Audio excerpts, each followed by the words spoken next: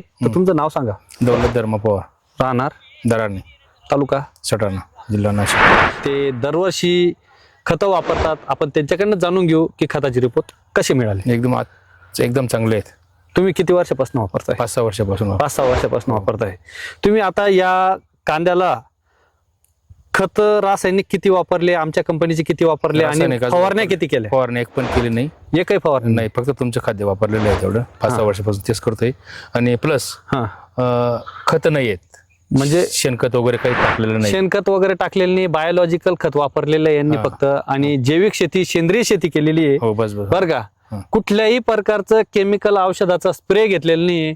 बऱ्याच शेतकरी बांधवांनी महागडे स्प्रे आणि महागडे औषधं मारून मारून कांदे खराब करून टाकलेले आहेत. आणि शेतकरी बांधवांनी आता एकही प्रयोग घेतलेला नाही आणि कांदे खाली उतरायच्या पोझिशन मध्ये आहेत. जर असे कांदे, जर बिगर औषधाचे कांदे येऊ शकता असतील आणि रासायनिक खताचा जो अतिवापर होतोय तो वापर जर टाळता येत असेल तर जैविक शेती, सेंद्रिय शेती करायला पाहिजे का नको? हो सर, करायला पाहिजे. तुम्हाला काय फरक वाटला? मला एकदम रिझल्ट एकदम भारी मिळालेत. काही अडचण नाही. 4-5 वर्षापासून वापरतोय. आणि जे शेतकरी रासायनिक वापरताय, तुमच्या प्लॉट मध्ये त्यांच्या प्लॉट मध्ये काय फरक वाटला? फरक असेल, फरक भरपूर आहेत. त्यांनी रासायनिक हो, टाकलेले रासायनिक वापरले. आणि औषधाचे स्प्रे किती झाले त्यांचे? काहींचे 2, काहींचे 5-6 झाले. असं ते मारून बी त्यांचे कांदे चांगले आहेत का? नाही दिसत, तसं दिसत दिसत आहे का रस्त्याने आता जाताना? नाही दिसत. तर बघू शकताय, शेतकरी बांधवांनी हुशार व्हायला पाहिजे. रासायनिक खत कमी प्रमाणात वापरायला पाहिजे. गरजेनुसारच रासायनिक खत वापरणं गरजेचं आहे आणि औषधाचा स्प्रे सुद्धा गरजेनुसारच मारणं गरजेचं आहे. तुम्ही जर जास्त प्रमाणात औषधं मारले तर त्याची रिॲक्शन येते. आजही जर बघितलं, बिगर औषधाचे कांदे जर म्हटले तर 1 नंबर कांद्याचा प्लॉट आहे. किती दिवसाचे कांदे झालेत काका? 1.5 महिन्याचे झाले. 1.5 महिन्याचा कांदा आहे आणि 1.5 महिन्याचा कांदा बघा तुम्ही, 1 नंबर कांदे झालेले आहेत.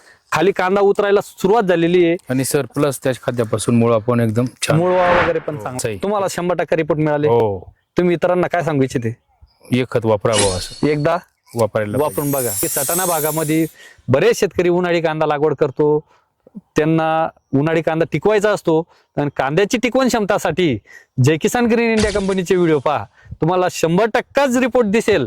कारण की बऱ्याच शेतकरी बांधवांनी हायेस्ट लासल का मार्केट गाजवलेलं आहे. येवला मार्केटला हायेस्ट कांदे विकलेत, निफाड मार्केटला हायेस्ट कांदे विकलेले आहेत. आणि जे वापरतात ते पुन्हा घेतात. कशासाठी? रिपोर्ट मिळतो म्हणून घेतो सर.